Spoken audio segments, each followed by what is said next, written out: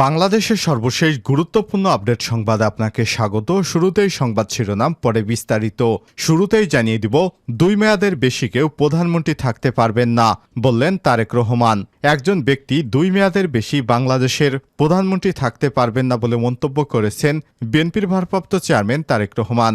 এ সময় তিনি বলেন, ক্ষমতা কুক্ষিগত করে আর কেউ যেন স্বৈরাচারী শেখ হাসিনার মতো না হয়ে উঠতে পারে তা নিশ্চিত করতে বিএনপির সংবিধানে এমন ব্যবস্থা রাখতে চায় যাতে কেউ পরপর 2 বারে বেশি প্রধানমন্ত্রী না হতে পারে। এরপর জানিয়ে দিব, আদালত বলে শেখ হাসিনাকে দেশে আনার উদ্যোগ নেওয়া হবে, বললেন পররাষ্ট্র উপদেষ্টা তৌহিদ হোসেন। এবারে জানাবো, ঢাকা মেডিকেল কলেজ হাসপাতালে দুর্বৃত্তদের হামলায় আহত ডাক্তারের খোঁজ নিল বিএনপি। এদিকে ঢামেকে চিকিৎসকের উপর হামলা নিয়ে সমন্বয়ক সাজিস আলমের কড়া বার্তা।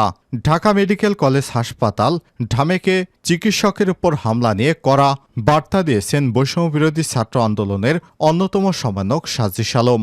আজ সামাজিক যোগাযোগ মাধ্যম ফেসবুকে একটি ভিডিও বার্তায় তিনি এই আহ্বান জানান। সাজিস আলম বলেন, আমার ডাক্তার ভাইদের নিরাপত্তা নিশ্চিত করতে হবে। তাদের উপর যে বা যারা হাত তুলেছে তাদের উপযুক্ত বিচার করতে হবে।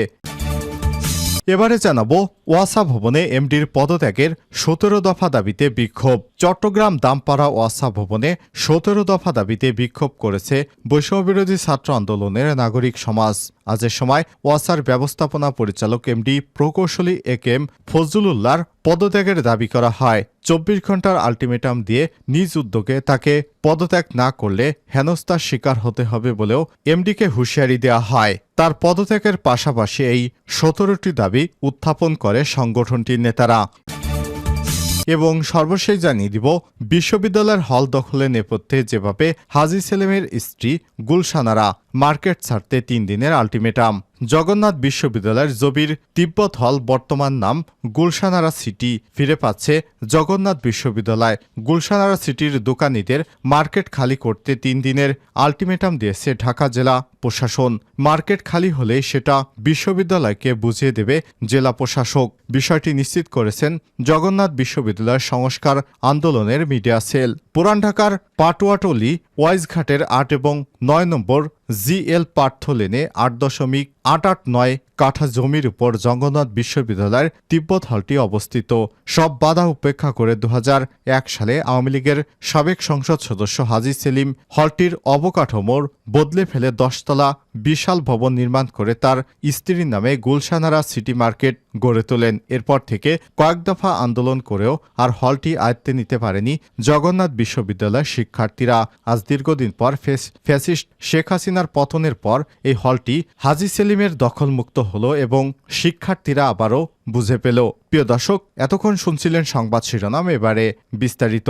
তবে তার আগে বন্ধুরা, অনুরোধ থাকবে এই সংবাদটিতে একটি লাইক দিন। এই চ্যানেলে আপনি নতুন হয়ে থাকলে আমাদের সংবাদটি দেখতে দেখতে চ্যানেলটি সাবস্ক্রাইব করে রাখুন, যাতে করে বন্ধুরা আমাদের পরবর্তী লেটেস্ট আপডেট সংবাদগুলো সবার আগে আপনার কাছে পৌঁছে যায়। কমেন্ট করে আপনার মূল্যবান মতামত জানিয়ে দিন আপনি বিশ্বের কোন দেশ থেকে বা বাংলাদেশের কোন স্থান থেকে আমাদের সংবাদটি দেখছেন এবং শুনছেন। 2 মেয়াদের বেশি কেউ প্রধানমন্ত্রী থাকতে পারবে না, তারেক রহমান। একজন ব্যক্তি 2 মেয়াদের বেশি প্রধানমন্ত্রী থাকতে পারবে না বলে মন্তব্য করেছেন বিএনপির ভারপ্রাপ্ত চেয়ারম্যান তারেক রহমান। এ সময় তিনি বলেন, ক্ষমতা কুক্ষিগত করে আর কেউ যেন স্বৈরাচারী না হয়ে উঠতে পারে তা নিশ্চিত করতে বিএনপি সংবিধানে এমন ব্যবস্থা করতে চায় কেউ পরপর 2 বারে বেশি প্রধানমন্ত্রী হতে পারবে না। রোববার তৃণমূল পর্যায়ে ধারাবাহিক মতবিনিময় সভার অংশ হিসেবে কুমিল্লা এবং ফরিদপুরের নেতাকর্মীদের উদ্দেশ্যে দেয়া বক্তব্যে এসব কথা বলেন তারেক রহমান। তারেক রহমান বলেন, গত 5 আগস্ট স্বৈরাচার পতনের সঙ্গে সঙ্গে বাংলাদেশের মানুষের প্রত্যাশা যুক্ত হয়েছে নতুন আশাবাদ আর পরিবর্তিত হয়েছে ভাষা। এই পরিবর্তিত নতুন ভাষা পড়তে ও বুঝতে হবে আর আশাবাদকে বাস্তবে রূপান্তরিত করতে হবে। সেটা না পারলে ছিটকে পড়তে হবে। বিএনপির ভারপ্রাপ্ত চেয়ারম্যান তারেক রহমান বলেন, এতদিন শুধু আওয়ামী লীগ ছিল প্রকাশ্যে প্রতিপক্ষ। আমরা তাদের আক্রমণের ধরন বুঝতাম এবং জানতাম। এখন ওরা ছাড়াও চারিদিকে অসংখ্য অদৃশ্য প্রতিপক্ষ। এদের অবস্থান অন্ধকার। এরা সর্বত্র সতর্ক থাকতে হবে এবং এই দৃশ্যমান আর অদৃশ্য প্রতিপক্ষের মোকাবিলায় সুতরাং নেতাকর্মীদেরকে সতর্ক থাকার আহ্বান জানান বিএনপির ভারপ্রাপ্ত চেয়ারম্যান তারেক রহমান। আদালত বললে শেখ হাসিনাকে দেশে আনার উদ্যোগ নেওয়া হবে, পররাষ্ট্র উপদেষ্টা তৌহিদ হোসেন বলেছেন, আদালত বললে শেখ হাসিনাকে ভারত থেকে ফেরত আনার উদ্যোগ নেওয়া হবে। বাংলাদেশে বিভিন্ন প্রকল্পে যুক্ত থাকা ভারতীয় কর্মীরাও দ্রুত ফিরবেন বলে জানিয়েছেন তিনি। রোববার দুপুরে পররাষ্ট্র মন্ত্রণালয়ে সাংবাদিকদের এসব কথা জানান তিনি। ছাত্র জনতার গণ অভ্যুত্থানে গত 5ই আগস্ট প্রধানমন্ত্রীর পদ ছাড়ার পর শেখ হাসিনা ভারতে পালিয়ে যান। তিনি এখন কোনো স্ট্যাটাসে ভারতে আছেন জানতে চাইলে পররাষ্ট্র উপদেষ্টা সাংবাদিকদের বলেন, এই মুহূর্তে শেখ হাসিনা কি স্ট্যাটাসে আছেন সেটা ভারতকেই জিজ্ঞাসা করুন। আরেক প্রশ্নের জবাবে তৌহিদ হোসেন বলেন, আদালত যদি বলেন তখন শেখ হাসিনাকে ফেরত আনতে উদ্যোগ নেবে পররাষ্ট্র মন্ত্রণালয়।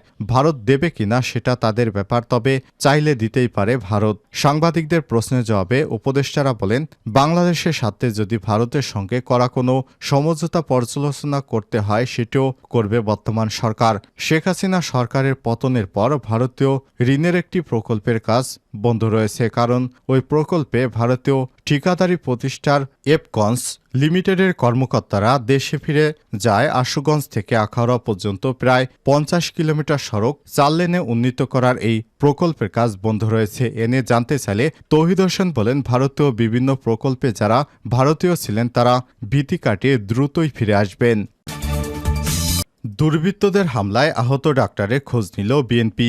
ঢাকা মেডিকেল কলেজ হাসপাতালে নিউরোলজি বিভাগের অপারেশন থিয়েটারে ঢুকে দুর্বৃত্তদের হামলায় আহত আবাসিক চিকিৎসকের খোঁজ নিয়েছে বাংলাদেশ জাতীয়তাবাদী দল বিএনপি। রোববার 1 সেপ্টেম্বর বিকেলে বিএনপির স্বাস্থ্য বিষয়ক সম্পাদক ডাক্তার মোহাম্মদ রফিকুল ইসলাম ঢাকা মেডিকেলে গিয়ে রেসিডেন্সিয়াল চিকিৎসক ডাক্তার ইমরান ও ডাক্তার মাশরাফিকে দেখতে যান। তিনি আহত চিকিৎসকদের চিকিৎসার খোঁজখবর নেন এবং চিকিৎসকের সুরক্ষা নিশ্চিত করার জন্য বাংলাদেশ জাতীয়তাবাদী দল বিএনপির পক্ষ থেকে অঙ্গীকার পুনর্ব্যক্ত করেন। একই সঙ্গে তিনি অতীতে এ ধরনের ন্যাক্কারজনক ঘটনায় আক্রান্ত ডাক্তারদের পাশে দাঁড়ানোর কথা এবং তাদের সুরক্ষা নিশ্চিত করার জন্য কাজ করার কথা উল্লেখ করেছেন।